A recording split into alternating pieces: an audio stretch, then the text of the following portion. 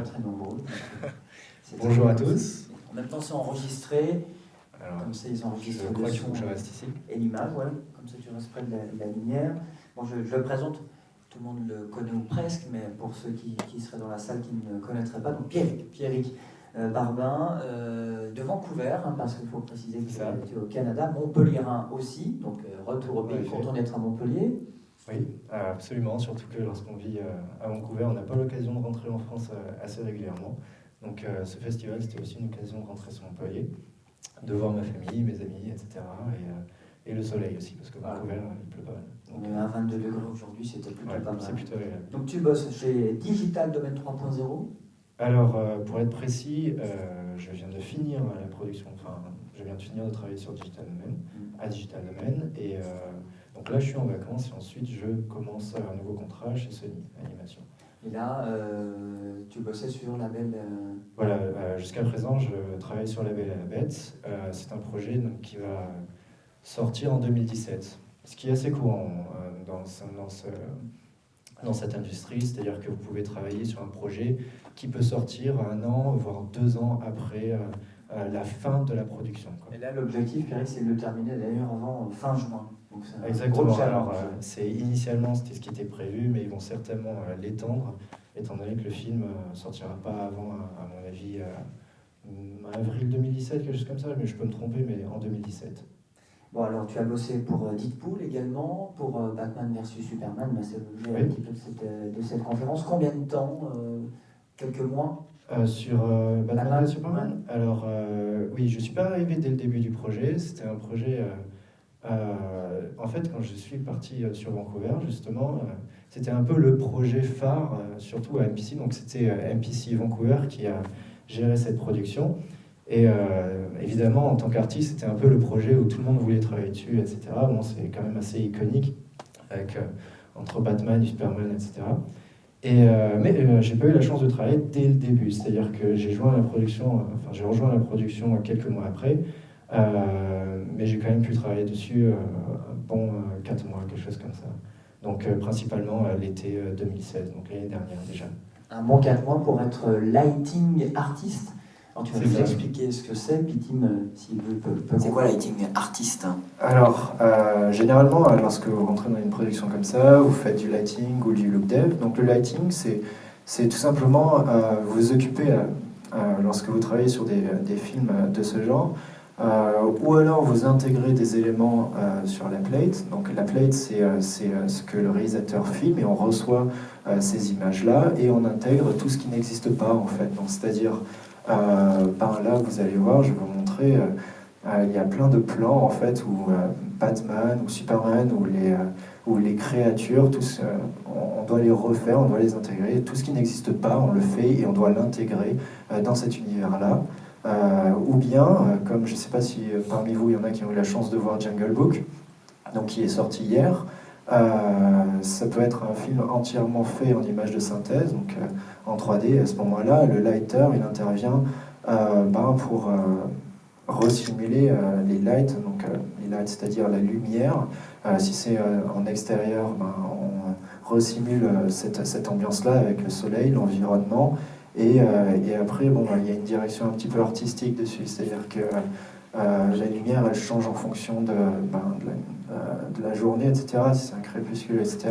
Si c'est une lumière intérieure, on peut avoir plein de conditions, comme maintenant, par exemple, où vous voyez 2 spots qui m'éclairent, etc. C'est des choses-là qu'on doit resimuler en général en image de synthèse pour pouvoir intégrer. Un petit exemple, imaginez-vous qu'il y ait une créature qui passe ici, n'importe quoi, après c'est votre imagination, un dinosaure, un robot, n'importe quoi, et qu'il doit traverser la salle. En tant que lighter, et que les réalisateurs qui filment, on reçoit ce qu'il a filmé. Évidemment, la créature n'existe pas. Il y a plein d'autres départements qui vont s'occuper d'animer la créature et tout. Et le lighter, il va être là pour resimuler, donc pour replacer toutes les lights que vous voyez dans cette salle. Donc principalement ces 2 spots, mais aussi l'ambiance, donc la lumière qui vient de l'écran, car c'est aussi une source de lumière, et les petits spots, tout ce qui pourrait interagir en fait avec l'élément 3D. Et l'ombre, pas du tout ?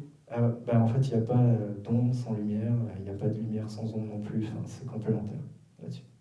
pensais que tu arrivais un petit peu en cours du projet, parce que le projet était déjà bien élaboré, et vous venez je vais passer à la fin, mais au milieu du... Non, en fait, après, ça dépend du studio et donc des productions qu'il y a en parallèle. MPC, c'est une boîte assez internationale pour la présenter, dans le sens où c'est une compagnie qui est basée à la fois sur Londres, sur Montréal, sur Vancouver, à Bangalore, dans le film, parce qu'elle est aussi basée à Los Angeles, Paris, Shanghai, etc. Donc, il s'occupe de beaucoup de projets en même temps. Donc, lorsque vous travaillez, que vous arrivez dans un studio comme ça, bon, vous pouvez toujours demander, voilà, j'aimerais travailler sur ce studio, sur ce film-là. C'est ce que j'ai fait avec Batman. Ils m'ont mis sur ce film parce que j'avais aussi envie de travailler dessus. Mais après, ils avaient aussi des contraintes. En ce qui me concerne, lorsque je suis arrivé sur Vancouver, c'était sur James Bond, donc Spectre. Ils avaient besoin d'artistes pour travailler dessus. Et bon, bah, j'ai accepté évidemment parce que c'était un projet qui m'intéressait aussi. On va regarder quelques photos. Bien sûr.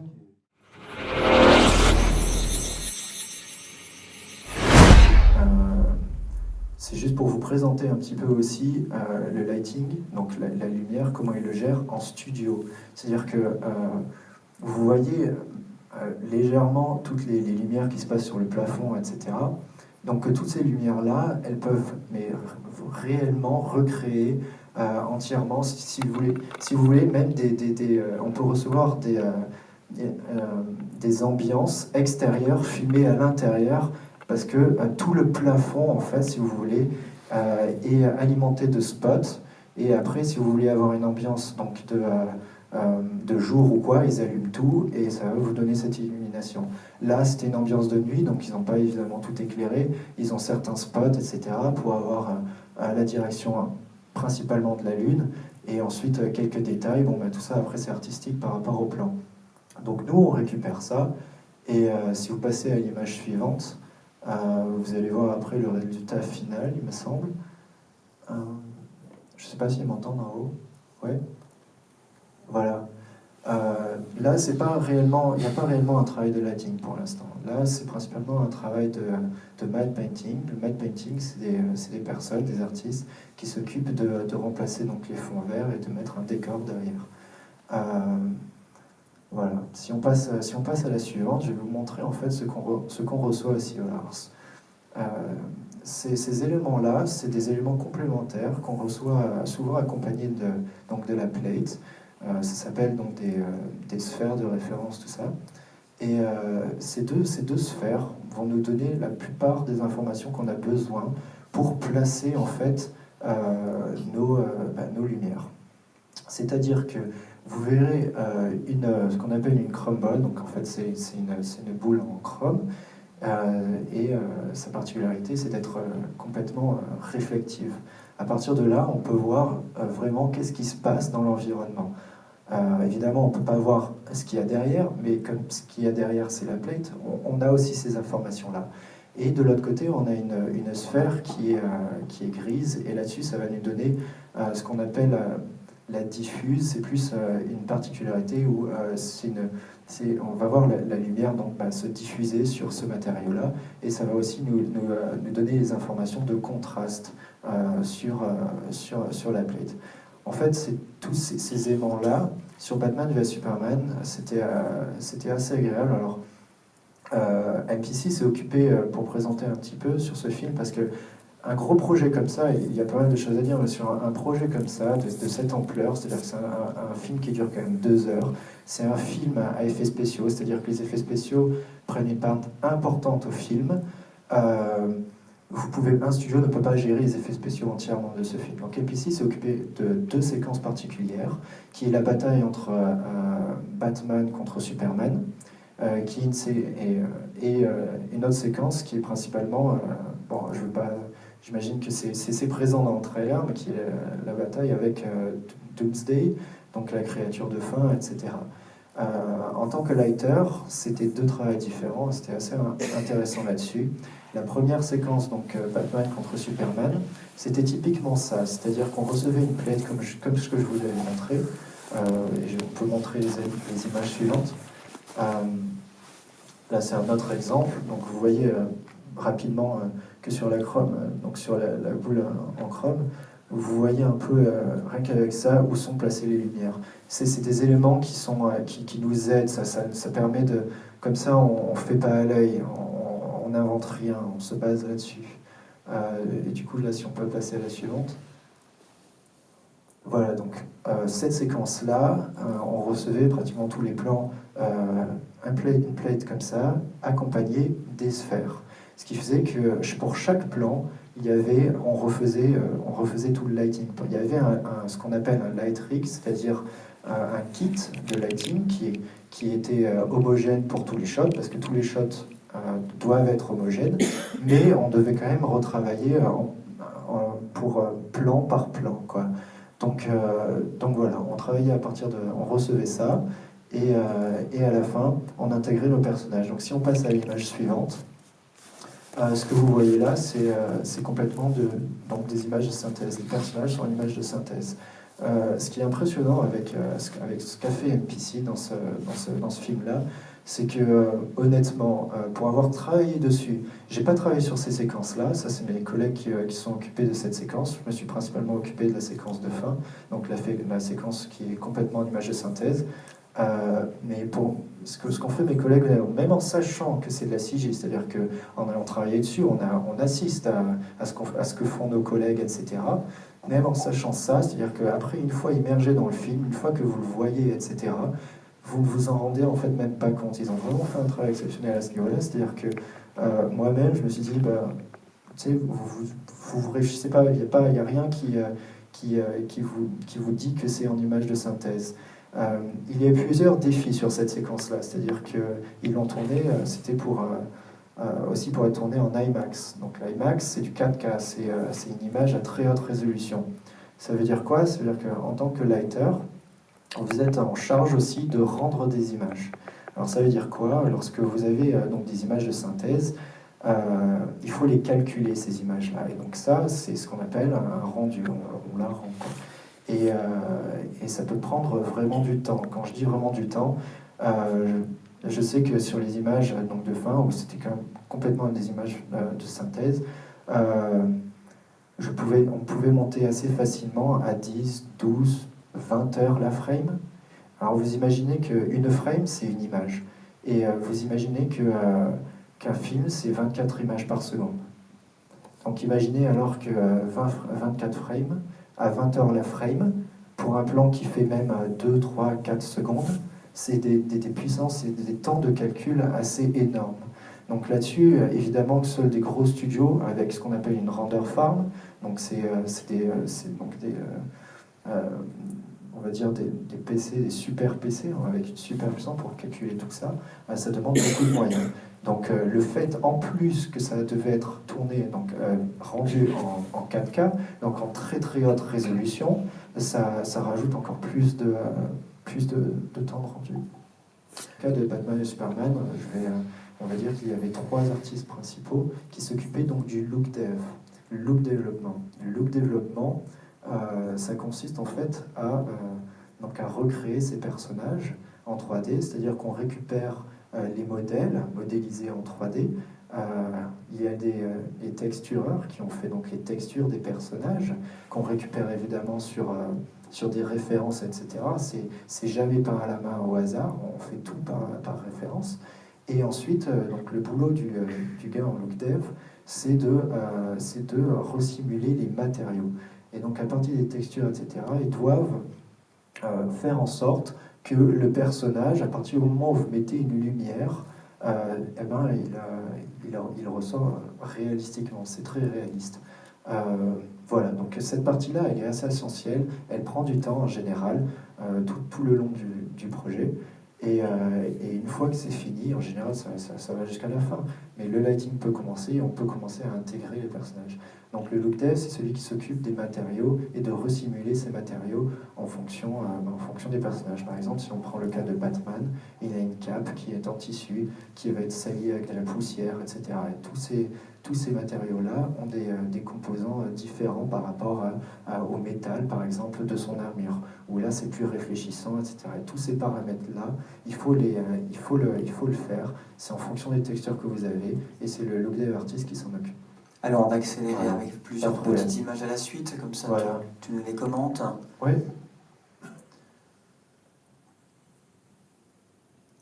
Donc on peut passer vite fait sur toutes ces images-là. C'est pour vous montrer un peu le boulot qu'il y a à faire. Vous avez ensuite les FX à rajouter par-dessus. Vous devez vous occuper des FX. Vous devez... voilà, si on s'arrête là, par exemple, focalisez-vous sur Superman. On reçoit ça. Vous recevez Superman, il est dans la plate. Seulement, on ne l'utilise pas à la fin. Pourquoi ? Parce que Batman, ben, évidemment, on n'utilise pas cette référence-là, on le remplace complètement.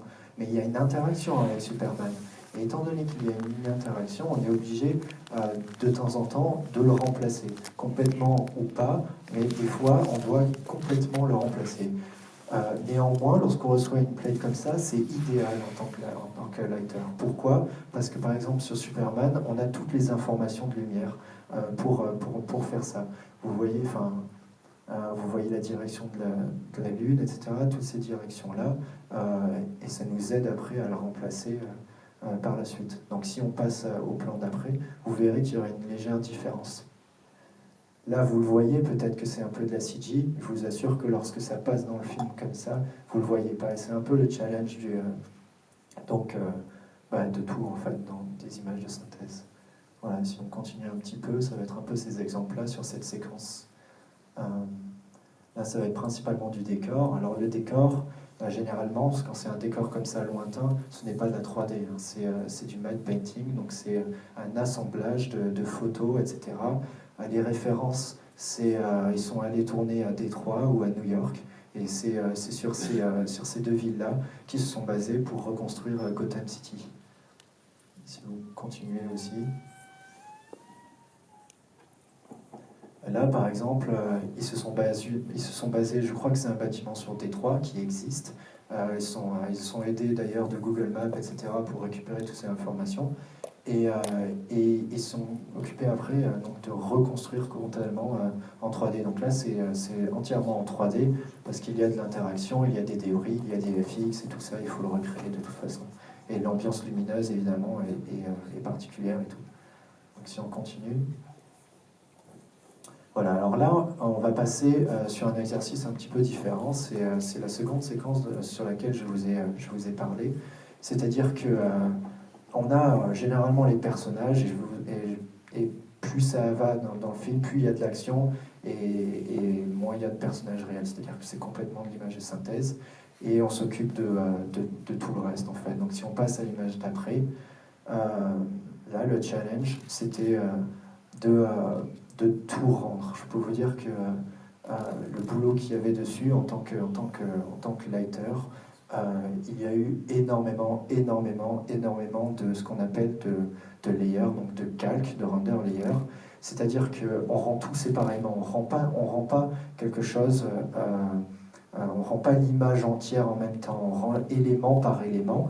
Et après, c'est au boulot du compositeur, donc dans le département compositing, qui s'amuse à tout assembler. Donc en rendu, donc l'aspect en tant que lighter, le challenge, c'est chaque flamme, chaque débris, le sol, l'extension, tout ce que vous voyez en arrière-plan, etc., est rendu séparément.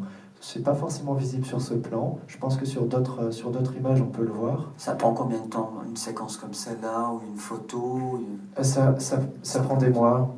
Ça prend des mois parce que rien n'est fini tout en même temps. Lorsque vous travaillez en production, tout se fait un peu en même temps. Donc il n'y a rien qui est fini. C'est-à-dire que l'animation travaille sur un plan, mais on va commencer à travailler le lighting par-dessus, alors que c'est même pas fini. Alors que le look dev, donc les textures et les matériaux ne sont même pas finis là-dessus. Et donc après, c'est un va-et-vient entre le client, parce qu'on doit le montrer au client assez régulièrement, et notre travail.